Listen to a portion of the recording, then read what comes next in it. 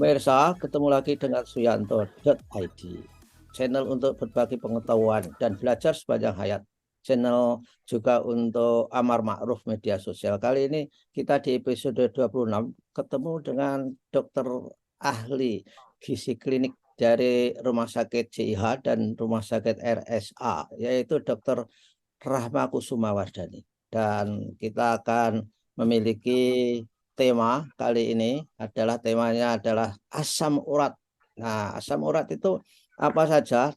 Dilihat dari nilai-nilai dalam arti nilai-nilai makanan kita yang bisa memicu asam urat, kita akan bahas bersama. Dan tentu saja kalau video ini sampai ke tangan Anda, ke gadget saudara, adalah berkat sentuhan kreatif editor channel kita Mas Heri Teguh Wiono. Dan tentu saja klik subscribe, share kepada kawan, sahabat, dan kerabat jika saudara memandang bahwa channel ini atau terutama video Dr. Rahma ini memiliki manfaat bagi saudara-saudara. Kita sapa dulu. Assalamualaikum warahmatullahi wabarakatuh, Dr. Rahma. Waalaikumsalam warahmatullahi wabarakatuh, Prof. Alhamdulillah bisa ketemu lagi ya, Prof. Ya, betul. Ini jadwalnya tidak terganggu. Jadi setiap Iya. 2 minggu. Dulu selalu terganggu karena ya bukan terganggu, terintervensi oleh kegiatan, misalkan saja pariwisata. Iya. Luar kota itu perlu, Dok. Nah, gimana, Dok? Iya, Prof. Ya, Eh, kita ini kan tentang asam urat ya hari ini ya, ya, Prof ya. berat ini. Ya, gimana, Dok? Mm-mm. Itu sebetulnya. Jadi yang perlu diketahui sebelumnya tentang asam urat, biasanya kan orang keluhannya, oh, asam uratnya tinggi kalau periksa lab seperti itu ya, Prof ya. Ya. Jadi asam urat sendiri ini merupakan hasil atau produk akhir dari metabolisme eh, purin yang berasal dari makanan. Mhm. Jadi ketika kita makan jenis-jenis makanan yang mengandung purin, terutama yang tinggi purin, di dalam tubuh kemudian dia akan dimetabolisme, dia akan diubah menjadi asam urat. Nah, asam urat ini idealnya dia akan dikeluarkan oleh tubuh Mhm. melalui urin, ginjal Iya. ya, melalui ginjal. Mhm. Nah, apa yang terjadi ketika misalnya fungsi ginjal kita menurun, ya artinya asam urat akan menumpuk di dalam tubuh.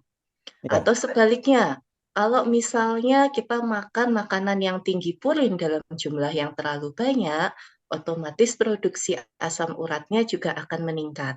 Nah, ini yang menyebabkan istilahnya kalau di dunia kedokteran namanya hiperurikemia atau Mhm. kadar asam urat yang tinggi di dalam Tinggi, ya. Mhm. darah ya. Apa efeknya kalau ada asam urat yang tinggi? Biasanya orang keluhannya sendinya sakit, Prof. Ya. Bahkan jari-jari nggak bisa Mm-mm. ditekuk-tekuk juga, Dok. Nah, iya betul, Prof. Istilahnya namanya gout gitu ya. Good, ya. Eh, Sendi-sendinya jadi bengkak, kemudian kemerahan, terasa nyeri. Kemudian selain gout, itu juga bisa menyebabkan batu ginjal juga sebetulnya Oh, ketika ada berarti ya. penumpukan asam urat yang tinggi. Nah, apa yang menyebabkan asam urat tinggi itu tadi kalau secara mekanisme di dalam tubuh seperti itu ya, Prof ya. Ya. Kira-kira yang pertama adalah itu tadi, pembuangan asam urat oleh ginjal yang sudah mulai berkurang. Kemudian kita konsumsi makanan yang tinggi purin Apa ya. saja, Dok? Makanan yang tinggi purin itu apa saja? Oh ya, baik Prof. Ya. Makanan yang tinggi purin terutama bagi orang-orang yang suka makan jeroan, Prof. Ah, Ah ya, otak, hati, ginjal, ya jeroan-jeroan tuh lah ya Prof ya. Dan iso harus disebut, Dok. iso ya pasti Prof. Daging bebek, kalau yang suka makan daging bebek tuh ternyata juga tinggi purin. Tapi kalau Kemudian, kabarnya kalau daging kambing itu tinggi, tidak tinggi kolesterol tapi tinggi purin, betul nggak itu, Dok?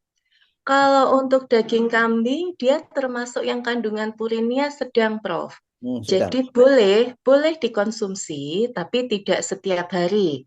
Ya. Itu nanti termasuk juga dengan daging sapi, kemudian ayam, kemudian ada beberapa jenis sayuran juga. Jadi tetap boleh dikonsumsi, hanya saja memang tidak setiap hari. Apa Hmm. saja makanannya itu tadi tahu, tempe, bayam, daun singkong. Wow. kemudian kangkung, Hmm.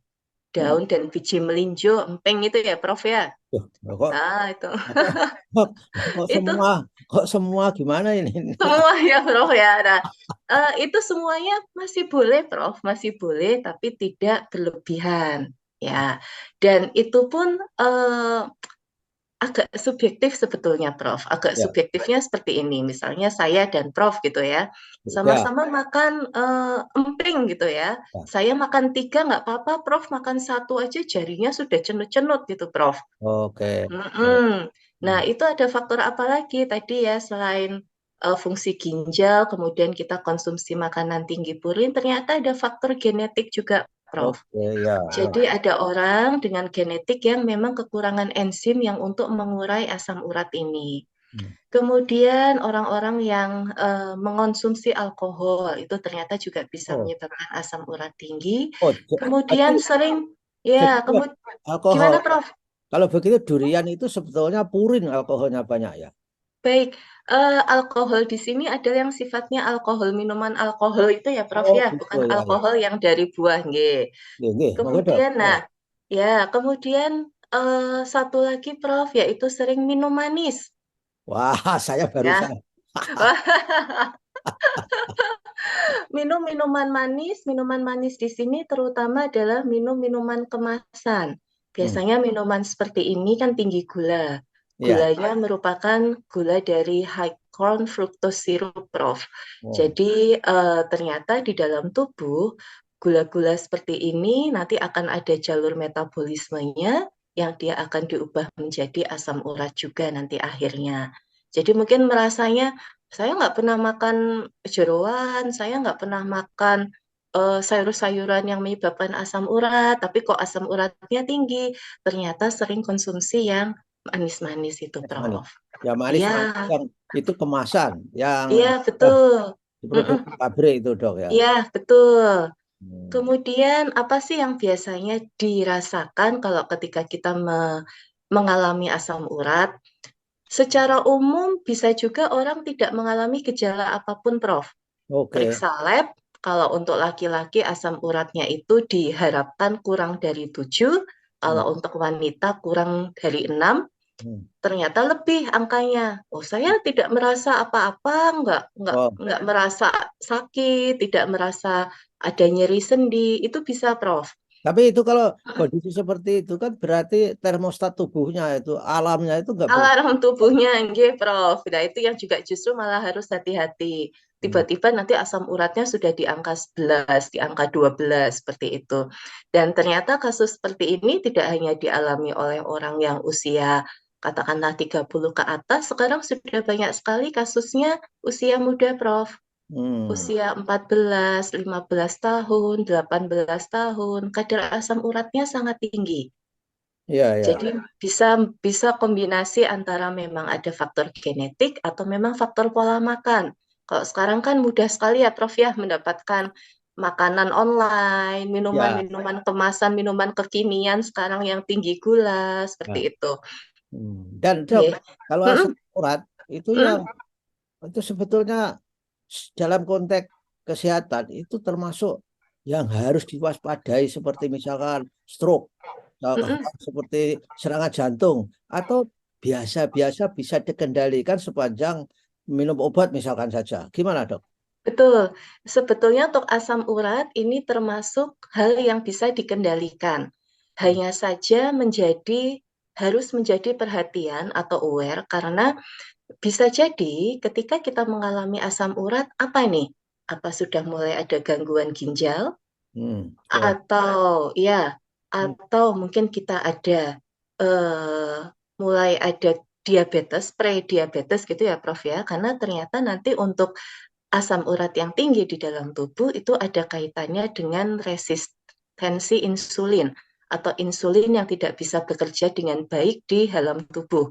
Jadi istilahnya sudah harus menjadi awareness, harus menjadi ya, perhatian gitu dok, ya. dok, itu Mm-mm, seperti ayam dan telur itu. mm-mm. Nah, asam urat itu akibat dari ginjal nggak efektif atau karena asam urat bisa menyebabkan ginjal nggak efektif bekerja. Gimana, dok? Baik, kalau untuk kaitannya dengan ginjal lebih ke pertanda bahwa ginjalnya mungkin sudah mulai tidak efektif. Hmm. Ya, tapi ya itu tadi kita harus lihat dulu juga apakah memang konsumsinya berlebihan gitu, Prof. Siapa tahu kok misalnya ternyata memang kemarin-kemarin, oh iya dok, misalnya saya pagi makan jeroan, siang makan daging bebek, malamnya makan kerang misalnya, Yep. besoknya makan daging sapi, besoknya makan bayam. Memang ada konsumsi yang berlebihan Ya. makanan tinggi purin, berarti kemungkinan memang dari jenis makanan yang Oh. dikonsumsi. Kalau misalnya kita evaluasi, oh makannya normal, makannya biasa, gizi seimbang gitulah ya Prof ya. Ya. Tapi kok kadar purin, maaf, kadar asam uratnya di dalam tubuh tinggi, apakah ini suatu pertanda ada mulai penurunan fungsi ginjal? Nanti akan ada evaluasinya lebih lanjut. Oh, Seperti itu, wah. Prof. Ya, Makanya saya akan check up tanggal 1 Dok untuk oh melihat. siap Prof. Nggak, ya. Jadi nanti kalau ya itu tadi, kalau misalnya diketahui ternyata asam uratnya tinggi, bisa jadi nggak ada gejalanya itu juga bisa ya, Prof ya. Atau yang GOAT itu tadi, nyeri sendi, sendinya rasanya kayak hangat atau panas, bengkak, kemerahan. Kemudian kalau ada ternyata asam uratnya tinggi ke arah batu ginjal, biasanya keluhannya nanti ke pinggangnya sakit, Hmm. mual, muntah, demam, Hmm. kemudian buang Ya. air kecilnya itu warnanya kok agak kemerahan. Nah, kita harus mulai hati-hati, Prof. Wah, luar biasa. Dok, kalau Mm-mm, asam urat itu tadi di mm-mm. awal disampaikan dokter bahwa biasanya yang normal orang apa makan makanan yang tinggi purin dibuang lewat urin.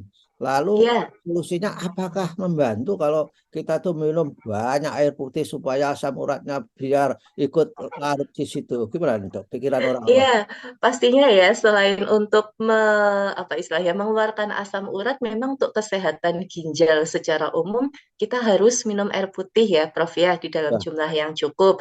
Tapi selain itu bukan berarti oh karena sudah minum air putih yang cukup, kemudian kita konsumsi makanan tinggi purinnya secara berlebihan itu juga tidak benar gitu, ya, Prof. ya, ya. Semuanya harus seimbang ya, Prof Ya, ya. ya, ya. Kuncinya seimbang itu ya. Iya, oke. Ya, Nah, jadi untuk yang bagi yang memang janganlah ya, jangan belum mengalami asam urat, jadi harus dicegah, Prof. Bagaimana caranya? Dengan membatasi makanan yang tinggi purin. ya, Kemudian menghindari konsumsi yang manis-manis dan alkohol itu alkohol minuman itu ya. ya. Kemudian konsumsi air putih dalam jumlah yang cukup 1,5 sampai 2 liter dalam satu hari. Makan sehat dan gizi seimbang ya kembali ya Prof ya makan Ya. sehat dan gizi seimbang. Jangan makan jeroan terus, jangan makan daging bebek terus, sayurnya divariasi. Dan anu Kemudian, miti dan kacang-kacangan.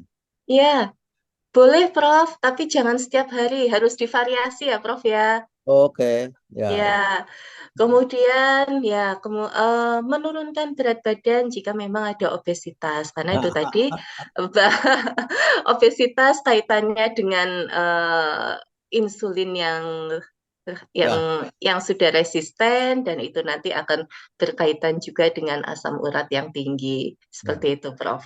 ya, oke lah, baiklah dok. Saya kira ini apa tausiah yang luar biasa bagi Oh, saya. Masya Allah. Karena ilmu yang luar biasa dan dalam arti ini tidak gampang mendapatkan ilmu yang seperti ini. Sekolahnya aja susah ya. Jadi saudara-saudara jangan sampai tidak mengendalikan asam urat. Caranya ya seperti yang disampaikan Dokter Rahmat tadi. Baiklah dok, terima kasih. Insya Terima Allah kita kasih, ketemu Prof. lagi ya, dan semua sehat walafiat. Wassalamualaikum Amin. warahmatullahi wabarakatuh. Waalaikumsalam warahmatullahi wabarakatuh.